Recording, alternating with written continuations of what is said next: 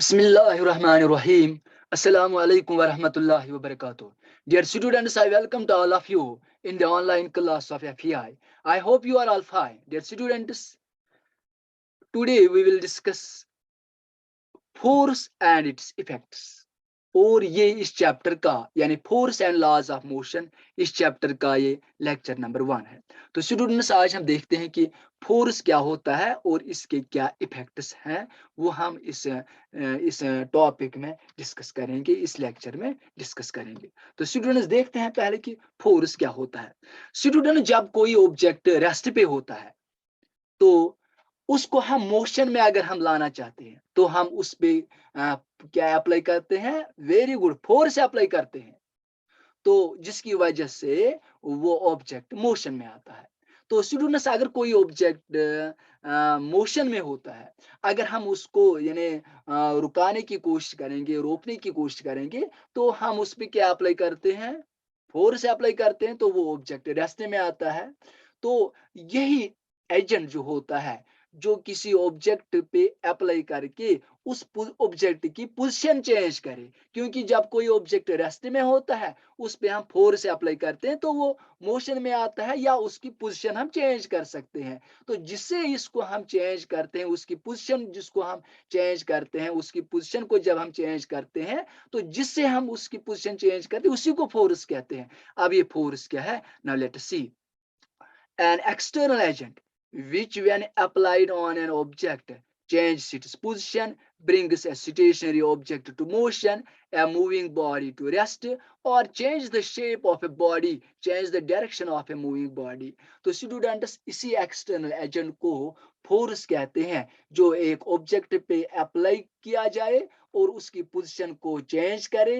अगर वो object stationery हो, रेस्ट में हो, तो उसको मोशन में लाए, या अगर कोई ऑब्जेक्ट मोशन में है, for example a moving ball, तो एक बैट्समैन ने बॉल को हिट किया तो बॉल मोशन में आई, तो दूसरा प्लेयर क्या करता है? इस बॉल को रोकता है, इस बॉल को रेस्ट में लाता है। तो वो अप्लाई क्या करता है? इसको फोर्स अप्लाई करके इस बॉल को रेस्ट में लाता है, इस बॉल को यानी स्टेशनरी वो बनाता है, नहीं रेस्ट में लाता है।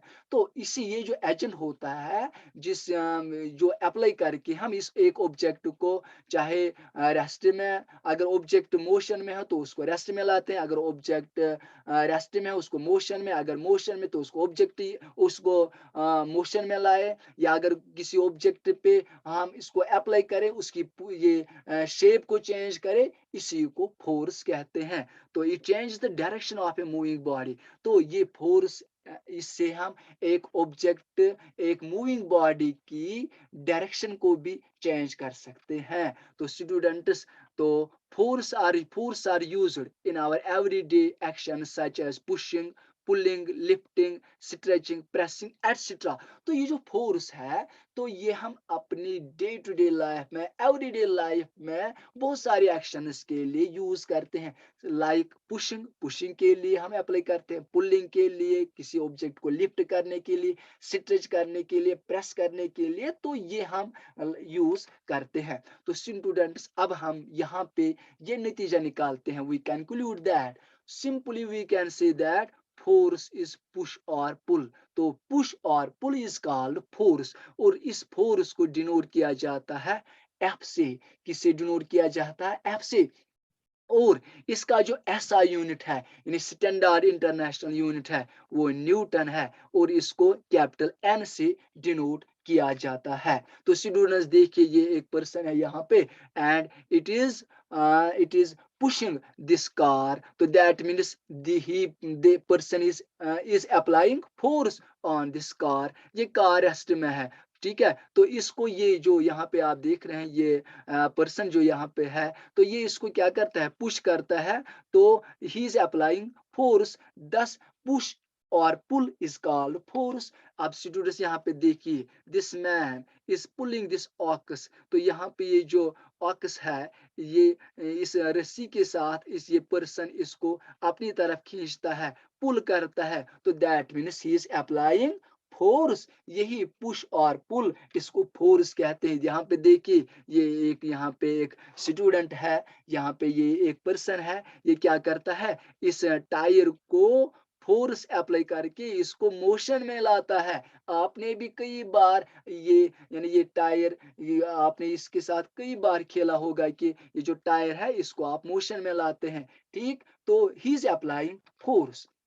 यहाँ पे देखिएगा, जो स्टूडेंट्स मैथमेटिकली इस फोर्स के लिए एक इक्वेशन है, जो जो मैथमेटिकली ये फोर्स होता है equal to mass into acceleration. तो m is mass and this a is acceleration. So we can say that product of mass and acceleration is called force. तो force is mathematically equal to the product of mass and acceleration.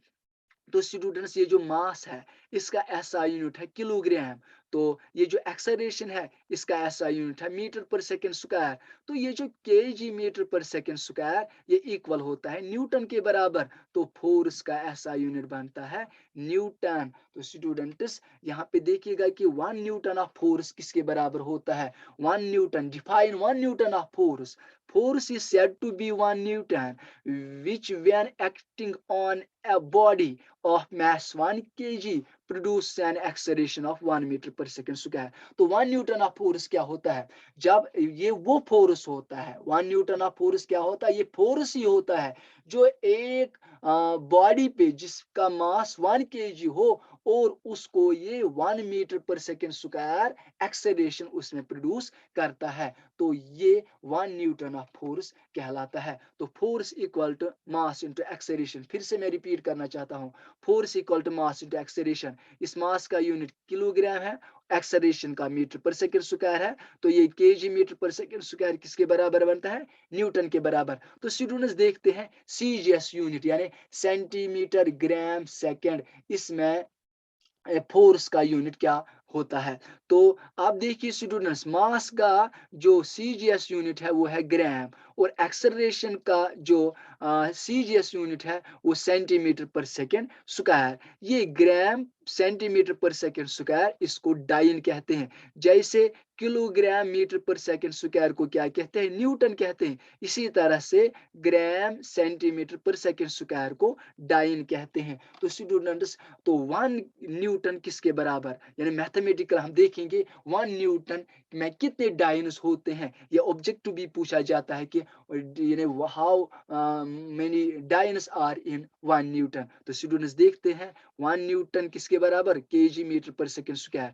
1 KG में कितने grams होते हैं, very good, 1000 grams होते हैं।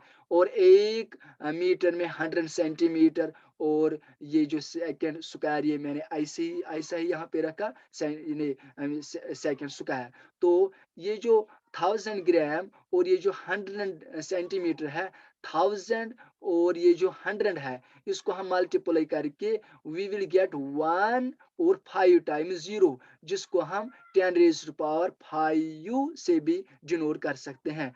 तो 10 raise to power 5 और अपना ही gram centimetre per second square. So 10 raise to power 5 gram centimetre per second square, ये 10 रेज़ टू पावर 5 ही है। और gram centimetre per second square, इसको क्या कहते हैं, डाइन कहते हैं। तो 1 न्यूटन में कितने डाइन्स होते हैं, 10 raise to power 5 dynes 1 newton में होते हैं। तो स्टूडेंट्स, इफेक्ट्स क्या है फोर्स के, फोर्स के बहुत सारे इफेक्ट्स हैं। ए force can move a stationary body, जैसे मैंने लेक्चर के स्टार्ट में भी आपको बोला कि ए force can move a stationary body. एक ऑब्जेक्ट जब रेस्ट में होता है उसको फोर्स अप्लाई करके हम मोशन में ला सकते हैं। So a force can move a stationary body. A force can stop a moving body, एक बॉडी अगर मोशन में हो तो उसको हम फोर्स अप्लाई करके रेस्ट में ला सकते हैं। ए force can stop a moving body.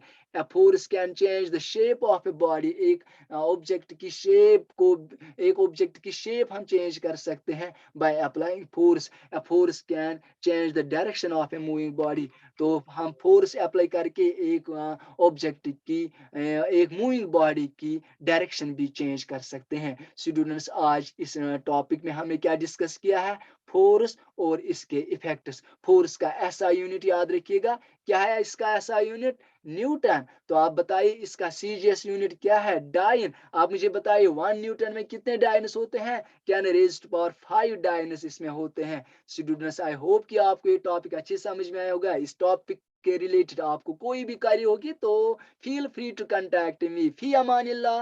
अस्सलाम वालेकुम वरहमतुल्लाहि वबरकातुहू।